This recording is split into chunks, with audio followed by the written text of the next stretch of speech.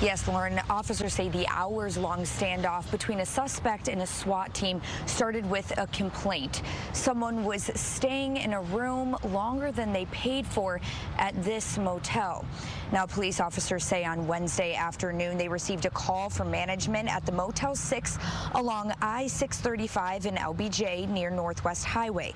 Officers responded to the argument between a tenant and management and say the tenant pointed a gun at them.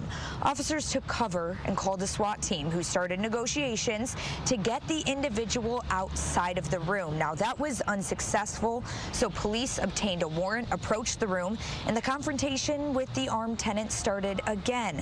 An officer fired at the tenant, killing him. They went inside the room and found another man who had died.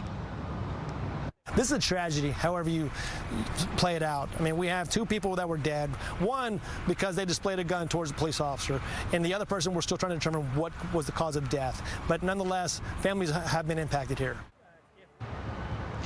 Police say the other man inside the room was dead before the incident happened. They're currently investigating the cause of death. The names and ages of those involved will not be released until family members are notified. Now, while this was happening, all of the nearby motel rooms were evacuated, so no one was injured. This is an ongoing investigation. We'll update you when we learn more. Reporting live in Garland, I'm Peyton May for Good Day.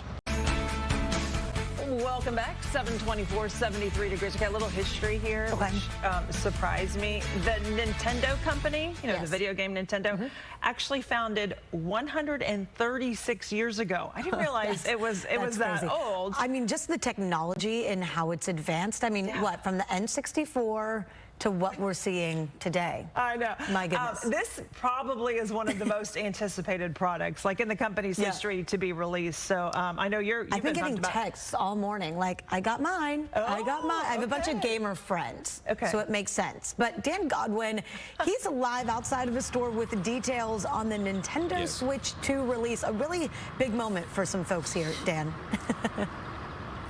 That's right, Paige. It is being called one of the hottest console launches in years, maybe ever. It's the Nintendo Switch 2.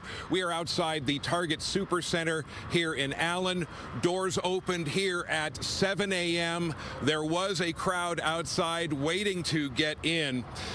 This was the scene overnight at a Best Buy along 75 Central Expressway in Dallas. Best Buy was opening its stores at 11 p.m. to accommodate all the customers who wanted to be among the first to get their hands on the new console.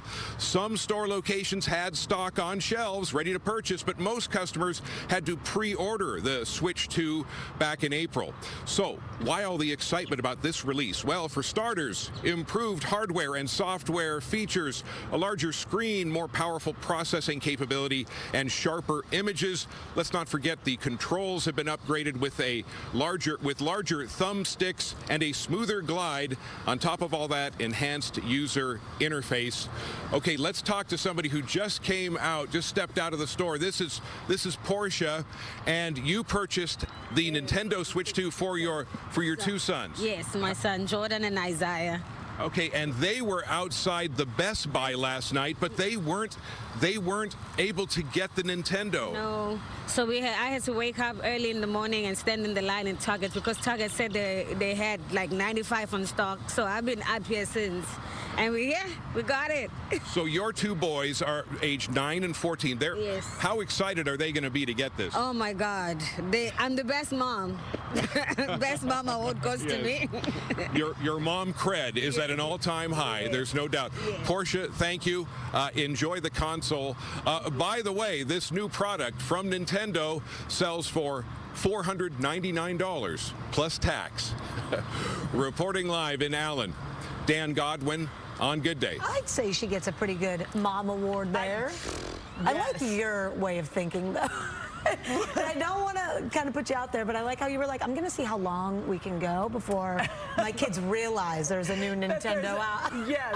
My kids have a Switch, and I was like, I wonder how long before they realize there's a new one. So I'm kind of waiting it out. Play it under the radar. And you know what? I need something in return. Like, you need to do X, Y, and Z, and then maybe we'll This is for a week. Yes. At least. At least. Dallas police are investigating after a 30-year-old woman was found dead inside an apartment near Forest Lane and 75. A 33-year-old man has been charged with her murder. Fox 4 Stephen Dials spoke to the victim's family and joins us with more. Stephen. Olivia Rodriguez's mother told me that she tried to contact Dallas police for more than a week, saying that something didn't seem right with her daughter not contacting her family. Monday, they found her body, and court documents say she had been stabbed multiple times. Why was my daughter not important to them? Why did her life not matter to them? Judy Garza last heard from her daughter, 30-year-old Olivia Rodriguez, on May 24th. She said when Rodriguez didn't call her daughter for her birthday on the 27th, she knew something was wrong. She never misses her daughter's birthday, never. Garza said she reached out to Dallas police multiple times, but with no luck. The last time family members saw Rodriguez, they say she was with 33-year-old Teray Montrell Sam, the man police say murdered Rodriguez. Garza says that during her visit with her daughter, she left her a package that had the Dallas address where they would eventually find her. And she had left my daughter an envelope, almost like it was a sign saying, hey, I bought this phone case for your phone. See if it fits. And it had the address. Fast forward to this Monday. Garza said she contacted Sam and told him to meet her at the 75 West Apartments on Forest Lane. Public records show that that address is where Sam lived. When they arrived, Garza says Dallas police was doing a wellness check at the apartment. Garza said she smelled a strong odor. When officers entered the apartment, Rodriguez's body was on the floor. Wednesday, when we met with Garza, she just came from the funeral home, saying her daughter's body was badly decomposed. I want him to rot in prison. She had this message for the man police say killed her daughter. He deserves to feel the same pain she felt because her body was by the door. She could have been trying to get help and didn't even make it out the door. And again, we just got those arrest warrant affidavit documents. They give a little bit more details. We'll have more information about that when you join us later at 10. President Trump has announced a new travel ban against a dozen countries and then some restrictions on others. Yeah, Fox's Ted Linder has the details. We will not allow people to enter our country who wish to do us harm. A new proclamation signed by President Donald Trump on Wednesday will ban nationals from a dozen countries from entering the U.S. Those include Afghanistan, the Republic of Congo, Haiti, Iran, and more. The strength of the restrictions we're applying depends on the severity of the threat posed. The president is also placing partial travel restrictions on 7 other countries, including Cuba and Venezuela. The list is subject to revision based on whether material improvements are made, and likewise new countries can be added as threats emerge around the world. A previous Trump executive order instructed federal officials to document countries with hostile attitudes towards the U.S. They also screen for nations with poor vetting procedures and other concerns. The large-scale presence of terrorists, failure to cooperate on visa security, inability to verify travelers' identities, inadequate record-keeping of criminal histories, and persistently high rates of illegal visa overstays and other things. President Trump harkened back to similar travel bans from his first term, in which citizens from predominantly Muslim countries were barred entry. And while it faced challenges, the Supreme Court upheld a version of that ban back in 2018. They were a key part of preventing major foreign terror attacks on American soil. This new ban is also expected to face legal pushback. The restrictions are set to go into effect on Monday, June 9th.